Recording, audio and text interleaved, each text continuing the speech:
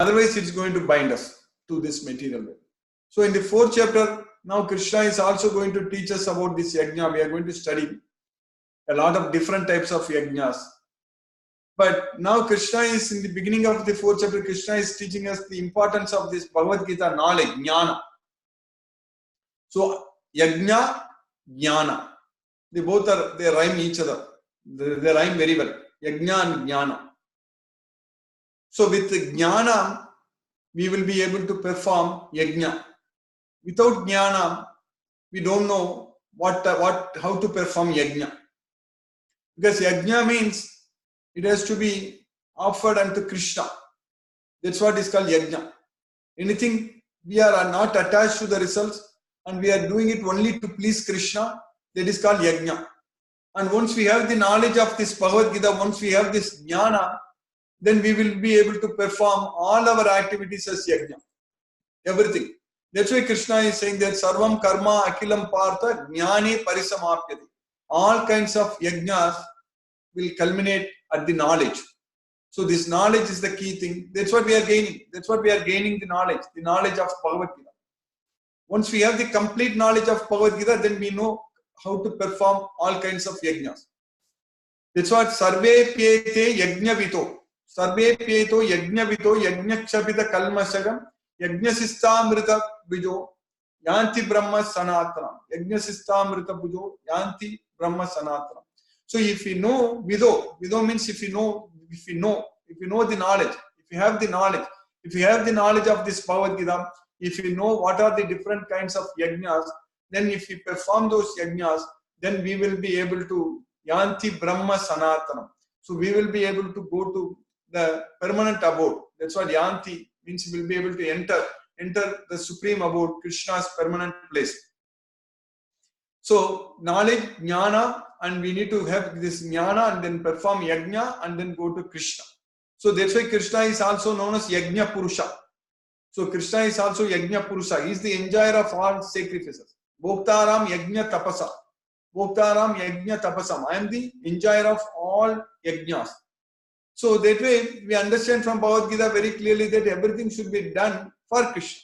So if we do that, in the shloka what we studied yesterday in the 11th shloka, Krishna is saying that if you do that to me, if you do everything for me, if you always think about me, if you worship me, if you surrender unto me, then I also come and worship you. I also worship you. Bhajami Akam. I clearly explained about this word Bhajami. So Bhajami, even though Srila Prabhupada is translated as reward, I reward him. That's what in the translation Prabhupada said. But the real meaning of Bhajami, the literal meaning of Bhajami is actually worshipping. That's why Govindam Adi Purusham Tamakam Bhajami. So Krishna is saying that Dadami. In one sloka, Krishna says Dadami. And then in the next, Krishna is saying that Bhajami. So in the 10th chapter, Krishna is saying that Dadami Buddhi Yogam. So I give the intelligence, those who Bhajami, those who worship me, those who Bhajata. Tesam Satata Yuktanam Bhajatam Priti Purvakam. Dadami Buddhi Yogam Tam Yenamam Upayanti. So I give the intelligence by which they will come to me. I give the knowledge. I give the intelligence by which they will come to me. So that way, for us to have this Buddhi Yoga, this knowledge, this Bhagavad Gita, this Dharma, everything, we need Krishna's mercy. We need Krishna's causeless mercy, prasadam. We need Krishna's prasadam adhikachati. So all such things are possible only when we surrender unto Krishna. What does it mean that we are going to surrender unto Krishna? It means that we are doing everything for Krishna. That means we are not having any attachment to the material sense objects. That means all our senses are under our control, fully controlled. So then only we will be able to do everything for Krishna. When we can declare, when we can say confidently that we are doing everything for Krishna. When we can say that we are fully surrendered unto Krishna. When we can say that our mind is under our control. So that is possible only when we are able to control our senses. And how to control our senses? Engage our senses in Krishna's service. Then only we can control our senses. All our senses should be engaged in Krishna's service. then our senses will automatically come under our control, because all the time we will be very busy, very, very busy, busier than the so-called materialistic persons in this world. They all say that I'm very busy, you have no time, all such things. They have no time. But the problem is they are going to get all the time again and again in this material world. Simply being a materialistic person and feeling ourselves very busy in this world is useless, has no meaning. Because the problem is that we are going to keep on coming back to this earth, and we are keep on going to get time here. So all the time will be in this material world. We will get enough time if we are materialistic person. But for a devotee of Krishna will also be very busy, very, very busy in serving Krishna, in engaging all the senses in Krishna's service. But the effect is that we are not going to come back to this material world again. We will not have any material presence in this material world. Because once we start serving Krishna, once we fully surrender ourselves unto Krishna, then we are, as I said earlier, we are unfit to live in this material world. We cannot live in this world. Then there is no point in coming back, because we are not eligible to live in this world. So when a person is not eligible to live here, he will be kicked out. So we will be kicked out of this material world. That's a good thing for us. That's a very good thing for us. So we should go to Krishna as well. So that's the thing we need to understand from Bhagavad Gita, that this material world is temporary, it's miserable, it's full of miseries, full of problems, full of struggle, and our goal is actually only to go to Krishna as well by serving Krishna. Because we want to be with Krishna. Sometimes we say that, oh, being a devotee of Krishna, we should not desire to go to Krishna as well. Even that desire also we should not have like that. We want to be with Krishna, that desire we should have. We want to see Krishna face to face. We want to play with Krishna. We want to be with Krishna all the time. So that way we need to liberate ourselves from this material world. Means we need to liberate ourselves from the three modes of material nature. That desire we should have. We should have the desire to free ourselves from Maya, free ourselves from the three modes of material nature. Once we become that, once we get freed from the modes of nature, then there is no question that I don't have any desire to go to Krishna as well. I want to serve Krishna wherever I am.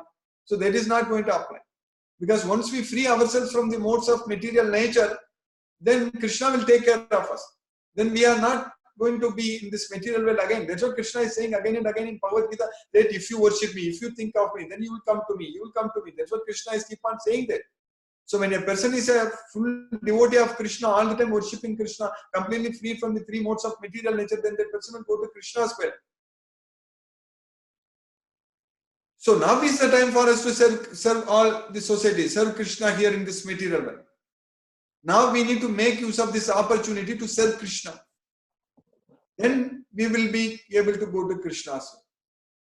But if we want material benefits, if we want only material benefits, in this material world, people, they don't go to Krishna.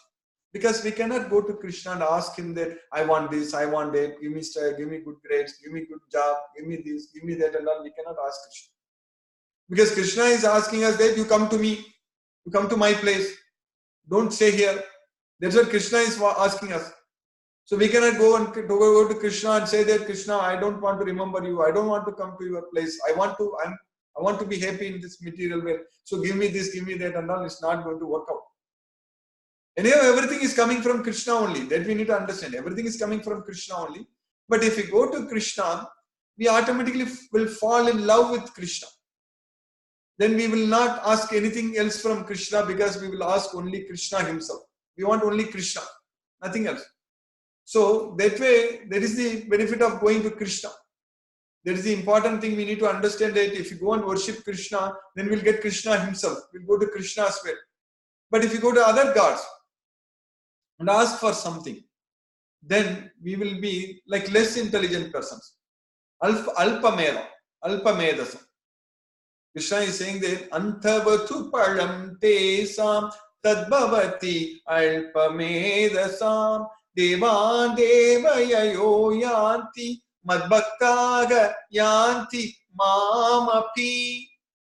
So Antavatu palam tesam. So whatever fruits we gain, whatever results we get, they will come to an end.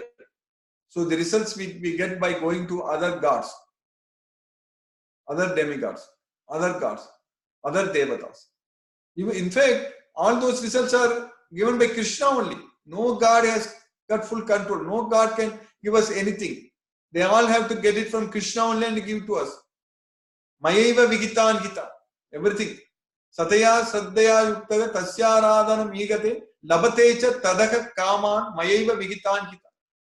So they will obtain whatever they want, but that is actually coming from me only. It is coming from Krishna only. So that's why we need to understand it. We need to directly go to Krishna and ask Krishna himself, knowing very well that all our other material needs are completely taken care of by Krishna. We don't have to specially ask Krishna that I want this job, or I want this money, I want to do this, I want to do that. No. Of course we can ask Krishna that I want to serve you more, I want to serve you this way, I want to serve you that way. That we can ask.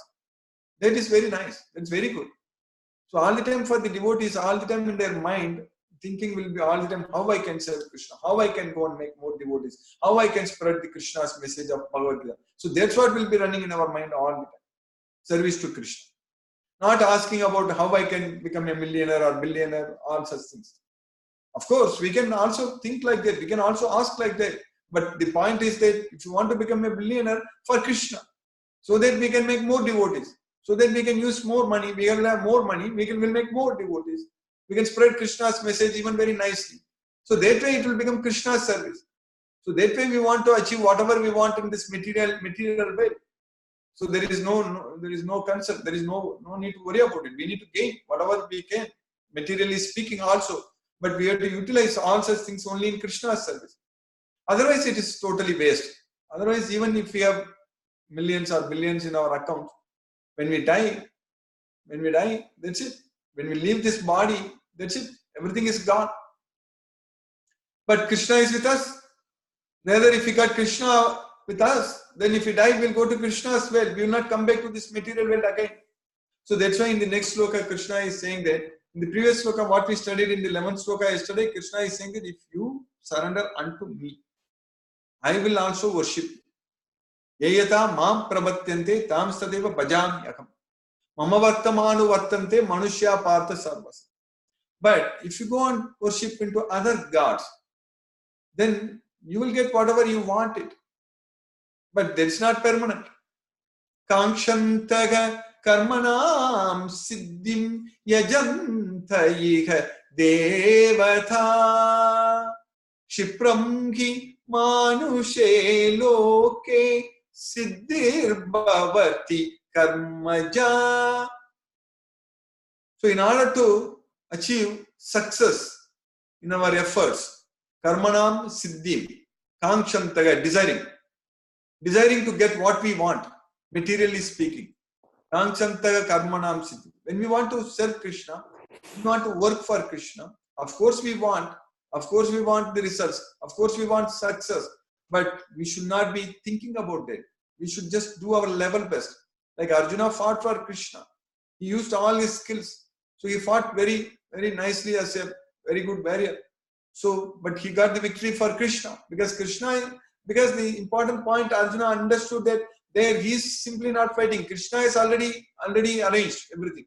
So like that here for us, when we decided to serve Krishna, then already Krishna has decided the results, everything. So we don't have to worry about the results at all. The reason we should not be attached to the results, the reason we should not be worried about the results is there because all the results are already decided by Krishna. Whatever Krishna wants, it will happen. That's it. We don't have to worry about it. So everything is happening as per Krishna's wish. Because Krishna's wish will never fail. Krishna's wish cannot fail at all. So that way, we need to understand that we need to worship Krishna. But Krishna is saying that if you go and worship other gods, Kangshantaga karmanam siddhim, yajanta iga devataha. So you go worship another demigods. Chipramhi manushe loke siddhim bhavati karmaja.